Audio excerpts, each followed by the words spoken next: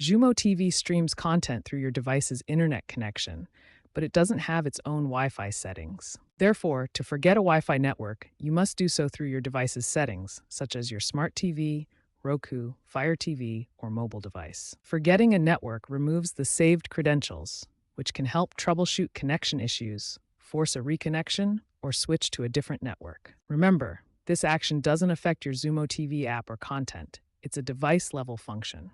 For Android TV, navigate to Settings, then Network and Internet, and Wi-Fi. Select your network and tap Forget. On Roku, go to Settings, then Network and Wireless. Choose Set Up Connection and select Forget Network. For Fire TV, navigate to Settings and Network. Select your Wi-Fi network and tap Forget. On Samsung Smart TVs, go to Settings, General, Network Settings, then Wireless. Select the network and choose Forget. After forgetting, scan for networks and enter your Wi-Fi credentials to reconnect. Reboot your device for optimal performance. Ensure you use a secure protocol like WPA3. Prioritize your safety by forgetting public Wi-Fi networks after use to maintain privacy.